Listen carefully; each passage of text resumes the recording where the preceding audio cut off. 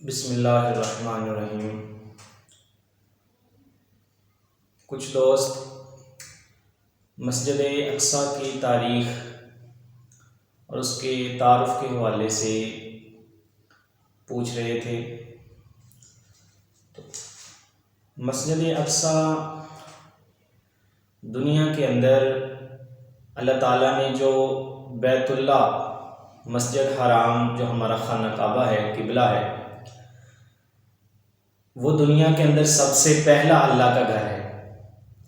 اس کے بعد مورخین نے ان باتوں کو لکھا ہے کہ دنیا میں خانہ کعبہ اور بیت اللہ کے بعد دوسرا قدیم ترین اللہ کا جو گھر ہے وہ مسجد اقصیٰ ہے۔ بیت المقدس بھی اسے کہا جاتا ہے، بیت المقدس بھی اس کو پروننس کیا جاتا ہے۔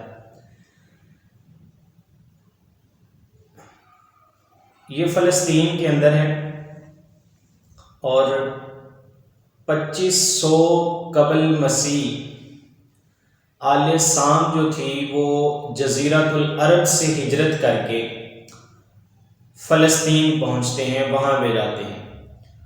اور ابراہیم علیہ السلام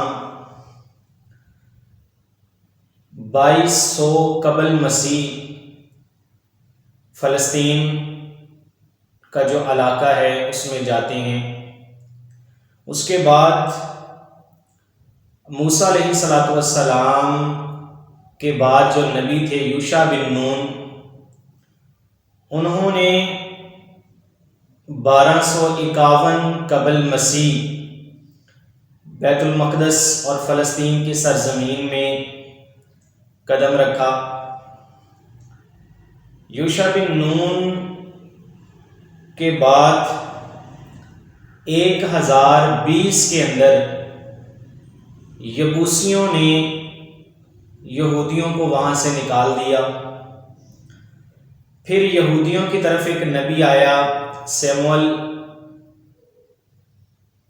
اس نے محنت کی، کام کیا، تبودو کی، تو دوبارہ فلسطین کے اندر یہودی پہنچے۔ پھر جب سیموئیل کی وفات ہوئی، وہ اللہ کو پیارے ہو گئے، ان کا انتقال ہوا، ان کے بعد بادشاہ بنایا گیا طالوت کو۔ پھر فلسطین پر حملہ کیا جالوت نے۔ طالوت اور ان کا جو لشکر تھا اس نے مقابلہ کیا اس کا، اور جالوت کو شکست دی۔ بیت المقدس یہودیوں کے پاس رہا۔ اس کے بعد جب طالوت کی وفات ہوئی تو جانشین بنے داؤد علیہ السلام۔ اللہ نے ان کو نبی بھی بنایا، داؤد علیہ السلام کو۔ یہ حکومت کرتے رہے وہاں پہ، اور فلسطین اور بیت المقدس ان کے کنٹرول اور قبضے میں تھا۔ انہوں نے چاہا کہ وہاں پہ ایک بڑی سی مسجد یا جو عمارت ہے اس کو بنایا جائے، اللہ کے گھر کو بنایا جائے۔ تو اللہ تعالیٰ نے فرمایا کہ آپ یہ کام نہ کریں، بلکہ آپ کی جو اولاد آگے آئے گی وہ یہ کام کرے گی۔ تو داؤد علیہ السلام نے اس کام کو روک دیا، مسجد اور اللہ کے گھر کو بنانے کا جو انہوں نے ارادہ کیا تھا۔ پھر اس کے بعد انہوں نے مال اور اس طرح کی چیزیں جمع کرنا شروع کر دی، تاکہ جب میری اولاد آئے گی تو اس کو کسی قسم کی پریشانی نہ ہو اللہ کا گھر بنانے میں۔ تو داؤد علیہ السلام جو تھے ان کی 1015 قبل مسیح کے اندر وفات ہوئی۔ ان کے بیٹے سلیمان علیہ السلام، وہ بھی نبی تھے، وہ تخت نشین ہوئے۔ تو انہوں نے اللہ کے گھر کو بنایا، ہیکل سلیمانی جس کو آج ہم کہتے ہیں، سب سے پہلے سلیمان علیہ السلام نے تعمیر کیا، اور ان کی تعمیر کے اندر بہت سا پیسہ خرچ ہوا۔ باہر سے لوگوں کو منگوایا گیا، لکڑی باہر سے منگوائی گئی، اس طرح کی اور چیزیں۔ اس کے بعد 1012 کے اندر قبل مسیح میں جو ہیکل سلیمانی تھا وہ تعمیر ہو گیا۔ پھر 975 قبل مسیح میں سلیمان علیہ السلام کی وفات ہوئی اور سیشاک نے اس کے بعد حملہ کیا اور جو ہیکل سلیمانی تھا اس کو بھی لوٹا، تباہ و برباد کیا، شاہی خزانہ بھی لوٹ کر لے گیا۔ اس کے بعد آہز بادشاہ بنا، اس نے اس کی طرف کوئی اتنی توجہ نہ دی، اور اس کا جو بیٹا بعد میں حزقیہ وہ جب بنا بادشاہ تو اس نے اس کام کی طرف توجہ دی، اور جو کام اس نے کرنے تھے ہیکل سلیمانی کی تعمیر اور اس کی عظمت کو، اس کی شان کو دوبارہ بحال کرنے کا کام، یہ اس نے کیا۔ پھر 589 قبل مسیح میں بخت نصر بادشاہ جو تھا اس نے حملہ کیا، اور اتنا زبردست اس نے حملہ کیا کہ ہر چیز کو اس نے تہس نہس کر کے رکھ دیا۔ اس کے بعد صہیونیت جو تحریک ہے اس کا آغاز ہوا۔ اس تحریک کا مقصد تھا کہ یہودیوں کے ہاتھ سے جو فلسطین اور بیت المقدس کو چھینا گیا ہے اس کو واپس لیا جائے، اور اس کی عظمت اور اس کی شان کو دوبارہ بحال کیا جائے، اور باقی تمام معاملات بھی جو ہیں وہ سارے کے سارے ساتھ ساتھ چلتے رہیں۔ پھر 516 قبل مسیح میں ہیکل سلیمانی کی دوسری بار جو تعمیر تھی وہ شروع کی گئی، وہ مقام مکمل ہو گیا۔ پھر یونانیوں نے 170 قبل مسیح میں دوبارہ اس کے اوپر حملہ کیا، اور جو ہیکل سلیمانی تھے اس کو تباہ و برباد کیا، اس کی حرمت جو تھی اس کو پامال کر کے رکھ دیا۔ اس کے بعد ایک بادشاہ آیا، اس کا نام تھا ہیرود اعظم، بہت سفاک، ظالم، جابر، خونخوار بادشاہ تھا۔ اس کے دور کے اندر بڑے بڑے عجیب و غریب کام ہوئے، لیکن پھر اس نے ہی تیسری بار جو ہیکل سلیمانی تھا اس کو تعمیر کیا، بنایا۔ اس کے بعد ایک کشمکش جاری ہو گئی عیسائیت میں اور یہودیت میں، یعنی کبھی عیسائی فلسطین پہ قابض ہو جاتے، کبھی یہودی فلسطین پہ قابض ہو جاتے، تو ان کی آپس میں یہ چپکلش چلتی رہی، اور چلتے چلاتے عیسیٰ علیہ السلام کا دور بھی گزرا، اور پھر نبی کریم صلی اللہ علیہ وسلم کا ابتدائی دور جو قبل از نبوت تھا وہ بھی گزرا۔ پھر اللہ کے نبی صلی اللہ علیہ وسلم نے روم کی فتح کی بشارت سنائی۔ اس کے بعد حضرت عمر رضی اللہ تعالیٰ عنہ کے دور میں 636 عیسوی کے اندر مسلمان جو تھے وہ قابض ہوئے فلسطین کے اوپر، بیت المقدس کے اوپر، اور یہ واحد ایسی فتح مسلمانوں کی تھی کہ تاریخ میں بغیر لڑائی جھگڑے، جنگ، قتل، غارت، اس کے چابیاں عیسائیوں نے، پادریوں نے مسلمانوں کے ہاتھ میں دے دی۔ اب یہ سلسلہ جو تھا یہ بڑا لمبا عرصہ تک چلتا رہا، اور 1095 عیسوی میں عیسائیوں نے دوبارہ اس کے اوپر حملہ کیا اور اس کو اپنے کنٹرول میں کیا۔ تو اسی کہ ایک صدی کے اندر اللہ نے ایک اور مرد مجاہد کو پیدا کیا جس کا نام سلطان صلاح الدین ایوبی تھا۔ اس نے عیسائیوں کی اینٹ سے اینٹ بجا کے رکھ دی، اور دوبارہ سے جو بیت المقدس تھا، فلسطین تھا، اس کو عیسائیوں کے نخے سے آزاد کروایا، اور دوبارہ وہ مسلمانوں کے پاس آ گیا۔ یہ سلسلہ چلتا رہا، اور جب دوسرے تیسرے کبھی یہ پھر مسلمانوں کے صلاح الدین ایوبی کے بعد کبھی یہ فاطمیوں کے پاس آیا، کبھی عیسائیوں کے پاس گیا، یہ کام پھر اس کے بعد آہستہ آہستہ چلتا رہا ہلکے پھلکے انداز میں۔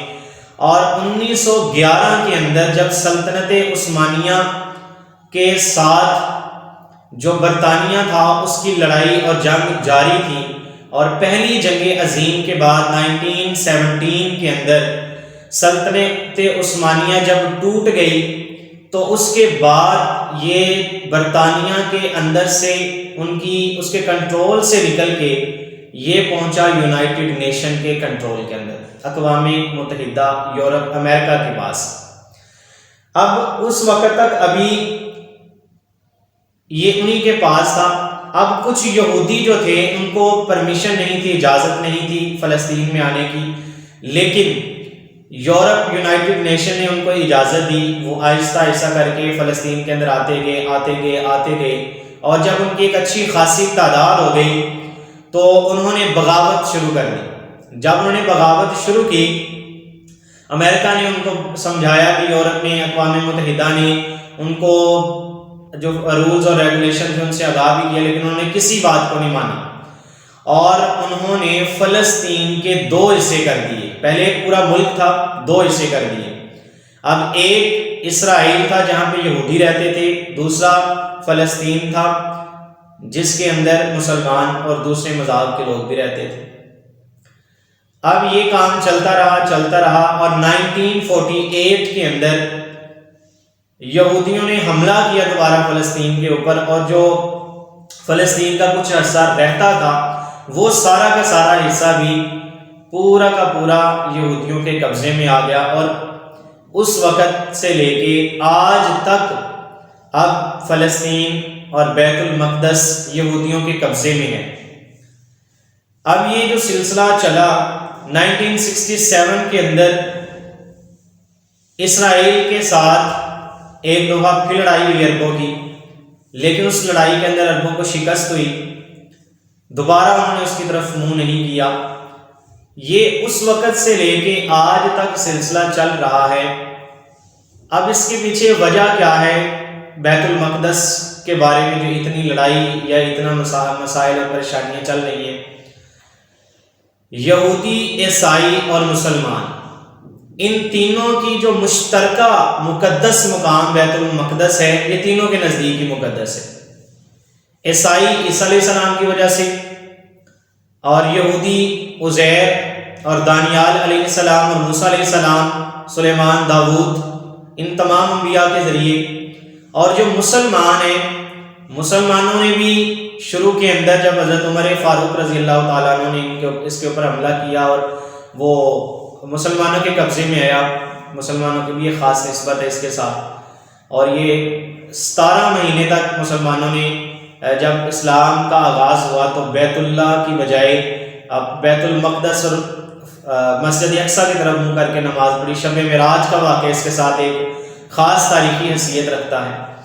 تو یہ تینوں کے تینوں جو گروہ ہیں، مسلمان، عیسائی اور یہودی، ان تینوں کا مشترکہ مقدس مقام بیت المقدس ہے۔ ایک اور دوسری بات، ان تینوں کی نظر کے اندر ابراہیم علیہ السلام کی جو ہستی ہے وہ بھی مشترک ہے، تینوں ابراہیم علیہ السلام کو اپنا جد امجد مانتے ہیں۔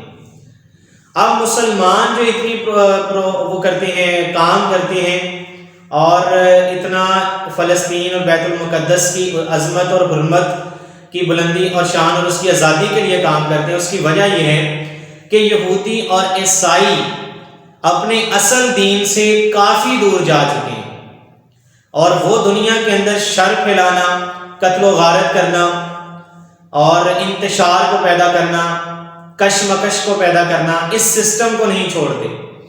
مسلمان چاہتا ہے کہ مسلمان دین حق کے اوپر قائم ہے، آخری نبی، آخری کتاب ان کے پاس ہے، دنیا کے اندر سارا کا سارا نظام جو قیامت تک آسمانی ہدایت کے مطابق چلنا ہے وہ مسلمانوں کے پاس ہے۔ اب مسلمان چاہتا ہے کہ بیت المقدس کو آزاد کروا کے وہاں کے جو مسلمان ہیں، جو وہاں پہ عبادت کرتے ہیں، نماز پڑھتے ہیں، جو بھی معاملات ہیں ان کے وہ سارے کرتے ہیں، ان کو تنگ کیا جاتا ہے، ان کو مارا جاتا ہے، ان کو شہید کیا جاتا ہے، ان کو قتل کیا جاتا ہے، بے گھر کیا جاتا ہے، ظلم اور ستم اور جبر ان کے اوپر کیا جاتا ہے۔ اس سے مسلمانوں کو نجات مل جائے اور بیت المقدس کی جو اصل شان، عزت اور حرمت ہے وہ دوبارہ سے بحال ہو جائے۔ یہ مختصر سا تعارف تھا بیت المقدس کا فلسطین کے حوالے سے جو آپ کے سامنے میں نے رکھا ہے۔ تو یہی کشمکش مسلمانوں میں، یہودیوں میں اور عیسائیوں میں آج سے شروع سے لے کے آج تک چلی آ رہی ہے، یہی اس کا پس منظر بھی ہے اور یہی اس کے اسباب بھی ہیں۔ تو اللہ تعالیٰ سے دعا ہے کہ اللہ تعالیٰ بیت المقدس کو ان کے قبضے سے نجات دے اور اللہ تعالیٰ اس کی عظمت کو دوبارہ سے بحال کرے۔ اللہ تعالیٰ ایسے مسلمانوں کے اندر مرد مجاہد پیدا کر دے جو ان کا منہ توڑ جواب دے سکیں اور مسجد اقصیٰ کی رونق کو دوبارہ سے بحال رکھیں. دعاؤں میں یاد رکھیے.